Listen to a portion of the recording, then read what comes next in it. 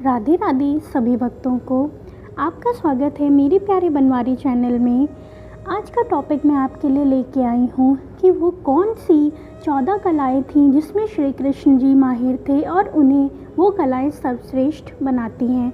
आगे बढ़ने से पहले प्लीज़ मेरा आप लोगों से निवेदन है, प्लीज़ इस चैनल को लाइक शेयर एंड सब्सक्राइब कर दीजिए। ज़्यादा से ज़्यादा कमेंट एंड शेयर करिए ताकि ये ज्ञान लोगों तक पहुँच सके।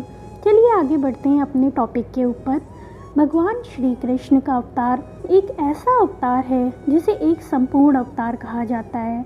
ऐसा कहे जाने के पीछे कारण उनकी 14 कलाएँ थीं जिसमें वह माहिर थे और जो उन्हें बाकी अवतारों से बहुत सर्वश्रेष्ठ बनाता था। भगवान श्री कृष्ण के पास कौन कौन सी 14 कलाएँ थीं, चलिए जानते हैं। सबसे पहली कला थी श्री धन संपदा की कला। इस कला का अर्थ धन संपदा के साथ साथ आध्यात्मिक संपदा को भी शामिल करना होता है। व्यक्ति को मन, कर्म और वचन से धनी होना चाहिए।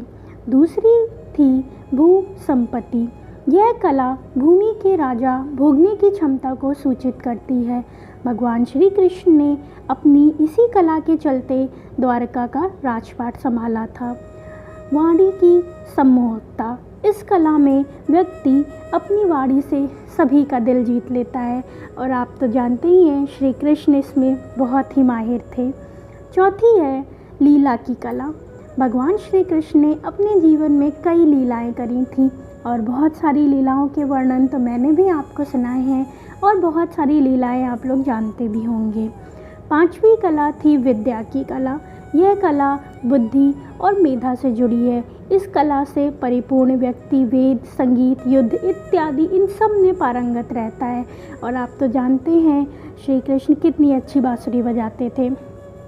सातवीं कला है कांति की, जो मुखमंडल बार बार निहारने का मन करता है, जो खूबसूरत हो, मनमोहक हो और हमारे श्री कृष्ण बिल्कुल इसी तरीके से हैं। जो एक बार देखता है वह उन्हें देखता ही रह जाता है। सातवीं कला थी उत्कर्षणी। इस कला में प्रेरणा और मनोबल को स्थान दिया गया है। श्री कृष्ण कई लोगों का मनोबल बढ़ाने और उन्हें प्रेरणा देने में माहिर थे। आठवीं कला है ज्ञान की। श्री कृष्ण ने कई बार विवेक का परिचय देकर विवेक का सामंजस्य शक्ति के साथ बैठाया है। महाभारत में भी आप लोगों ने कई किस्से ऐसे सुने हैं। चलिए आगे बढ़ते हैं। नौवीं कला है योग की। योग का अर्थ है अपने मन को साधना, ध्यान और साधना के बल पर आत्मबल को ऊंचा करना। श्री कृष्ण हर प्रकार से इस चीज़ में माहिर थे। अगली 10वीं कला है सत्य की। इस कला का अनुसरण सत्य करना है और श्री कृष्ण ने हमेशा सत्य का ही साथ दिया है, चाहे वो कितना भी कड़वा हो, कैसा भी हो, उन्होंने हमेशा सत्य ही कहा है। 11वीं कला है ना की। इष्णा यानी किसी के व्यक्तित्व का प्रभाव, और आप तो जानते हैं श्री कृष्ण का व्यक्तित्व कैसा था, वो अपनी छाप हर जगह छोड़कर जाते थे। अब है 12वीं कला, श्री कृष्ण की क्रिया की थी। इस कला में कर्म आता है।